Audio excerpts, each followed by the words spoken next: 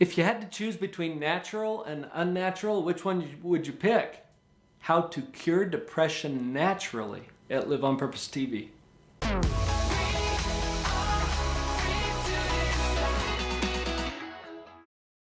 Depression is such a common thing that many of us deal with, and really, it's not always a disorder. Sometimes it's just a typical human experience, but we need to know how to handle that. And a lot of people have asked me, how do I take care of this in a more natural way? You know, they're not extremely excited about getting on medication or even signing up for therapy. There's a lot of things that you can do as you understand what depression is and then what you can do about it. Let's start with the two basic things that we need to look at. The first thing is we want to take care of the brain. It's your brain that is the major control center over everything. So proper brain maintenance is something that we want to take care of. Now, I talked about this in an earlier video that you can link to right up here about how to take care of your brain. Let's do a quick recap here. It's basically a maintenance plan. So think about maintenance on your car, for example. This is what you do to maintain the vehicle so that you don't have to run into costly repairs. Same kind of an idea with our brain. We're going to take care of the equipment so that it can take care of us. There are 4 basic components to brain maintenance. First, get enough sleep. Sleep is so important. We've had other videos about that you can search here on this channel. Sleep is so important to take care of your brain functioning.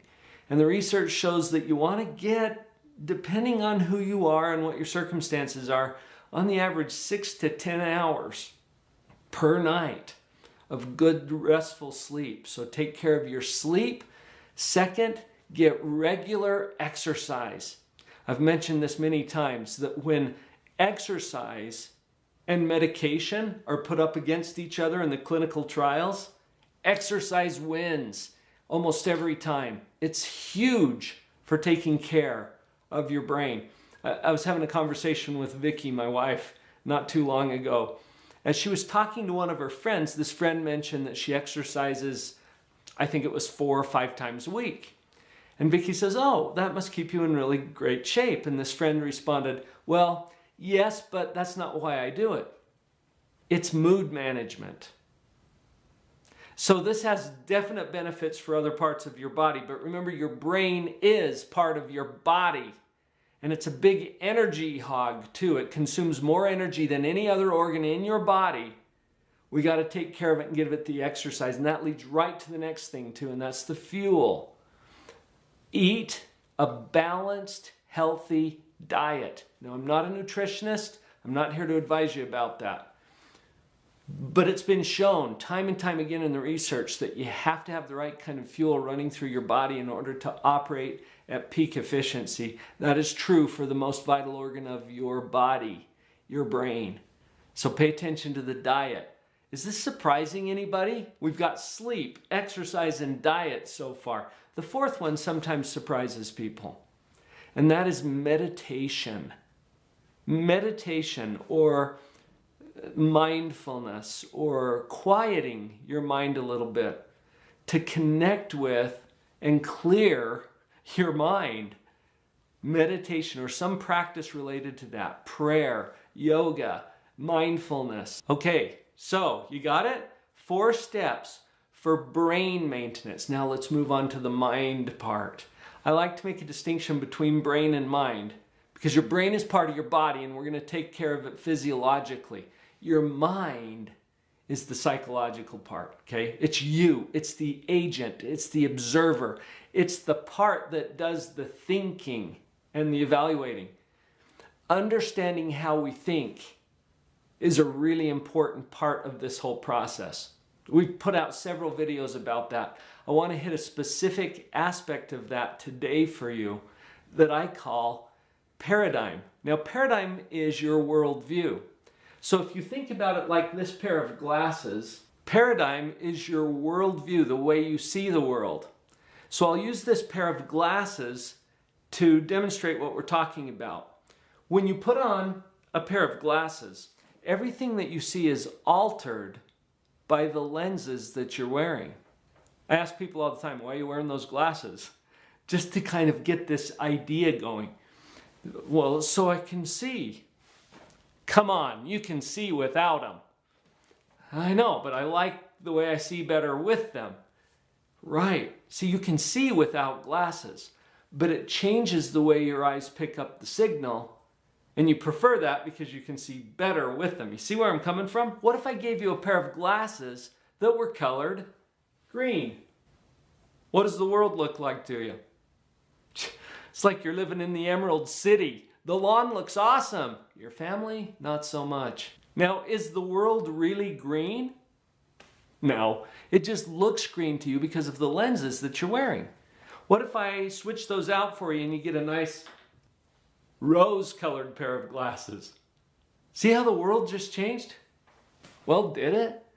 The world didn't change, but the way you see it changes drastically depending on the lenses that you're viewing it through.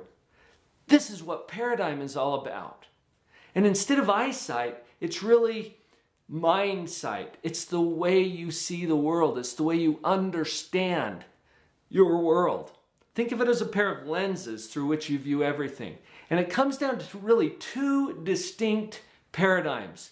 So let's talk about those two paradigms and how they compare to each other. I've titled these two paradigms Noxious Negativity or Pathological Positivity, which is the title of my book. And I've taken some flack for that title because the word pathological in psychological lingo, it means disordered, disconnected from reality, crazy. And it sounds a little crazy to consider what I'm proposing here, but just stay with me a minute. Negativity, positivity. I used to call this the victim and the agent. Now, I'm not talking about a victim of crime or a victim of abuse. I'm talking about a victim pair of eyeglasses, a victim way of seeing the world, as opposed to the agent. Now, I could have used the word hero or some other awesome word like that. I picked agent because it implies agency or our ability to choose and determine our course. In the victim paradigm, we get into blaming mode. So when we're in victim mode, we're like, it's not my fault. And then we find some favorite target to hang it on. You hear this all the time if you watch the news. It seems like the most important question is who's to blame? We find people blaming the government. We find people blaming the president for things I'm sure he's not even capable of. They blame their parents. They blame that nasty person who abused them in the past. They blame the economy. They blame God. They blame the devil for the same things, interestingly enough. But it's all about shifting that blame. Whereas on the agent side of things, we have responsibility. Now, I've broken that into two words. I did that on purpose because it's your ability to respond to what's going on. You don't always get to pick what's going on, but you always get to choose your response. Have you ever done this where you're out driving and you get kind of lost in your thoughts and you go right past your exit? I almost hate to admit this. I've done this twice now at the same place. I was going to see a client that lives in St. George, Utah, it's southern Utah. And I'm just driving along, I'm listening to a podcast or something, and I get lost in my thoughts. I knew I had missed my exit when I saw the big colorful sign, Arizona welcomes you. I'm like, crap, Arizona? This isn't where I wanted to be.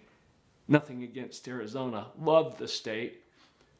But this isn't where I wanted to be. Not what I had in mind. And how often does that show up in life? Where we look around and we're like, oh, this isn't what I had in mind. And then I look down and guess whose hands I see on my steering wheel? Yeah, they're mine. See, that bites a little bit. To realize, hey, I'm here because I drove here. But you know what? The bad news is also the good news. Because if I drove here, if my hands are on the wheel, what can I do now? Right. turn it around, steer it, take it somewhere. Victims can't do that. Their hands aren't on the wheel. They're too busy blaming someone else. So the bad news is also the good news. The victim paradigm is about I can't. I can't. Oh, and I know I can't. And I can give you 15 reasons why. Whereas in the agent paradigm, in a paradigm of positivity, it's about how can I? What's it going to take? This is like a power switch on your brain. It's got two positions, on or off. If you say I can't, what's the next step? There is no next step. That's the whole point. We're going to shut her down. When you say how can I? You've just given yourself a whole world of opportunity to figure out how. There's always a next step. In negativity mode, we're focused on scarcity. In a world of scarcity, there's never enough. There's not enough time, love, money, attention. It starts first thing in the morning. Oh, I didn't get enough sleep last night. Do you see how we slip into scarcity? As opposed to abundance, which is where the positive agent paradigm is. There's enough and to spare. There's plenty. Breathe it, share it. In the victim paradigm, it's all about why me? Kind of in a whiny voice, right? We call these whiners or why babies. Why me? Why now? Why this? Well, I'm a good person. Why me? As opposed to the agent question, why not me? Am I not just as qualified as anybody else to take this on? See how empowering that is? And they are both legitimate questions. Pick one. The victim mode is all about being a consumer. Now, we're all consumers. We're mortal human beings. We have to consume. But what I'm talking about here is a consumer paradigm, a consumer mindset where I eat up or devour or consume more than I bring to the table. You can tell when you're around a consumer because it creates this sucking sound. And you leave an interaction with the victim feeling drained. Number one answer. Because of all that consumption. As opposed to the agent paradigm, which is all about a producer mindset. In this paradigm, we create or make or produce more than we take away. And you can tell when you're around a producer because you always feel enriched or enhanced in some way. And so does the producer, by the way, because it's a cumulative effect. In victim mode, we're always waiting for a rescue. Someone will rescue me. I did an interview years ago on my podcast with Mary Louise Zeller. Some of you might know her. She's this amazing, inspiring woman who in her mid-70s is a 6th-degree black belt in Taekwondo. She's got this amazing, inspiring story. She shared with me as we were visiting. She said, Paul, the troops aren't coming. And then she paused for a moment to let that sink in. And she followed it up with, we are the troops. Wow. What a flash of insight that was for me. Because at the time, I was struggling with some things that I was hoping someone would rescue me from. What if I were still waiting for the rescue? I'd be hunched up in some corner somewhere, maybe in fetal position. It's not going to happen. The troops aren't coming. We are the troops. And that's the agent side of this thing. I'll do whatever it takes.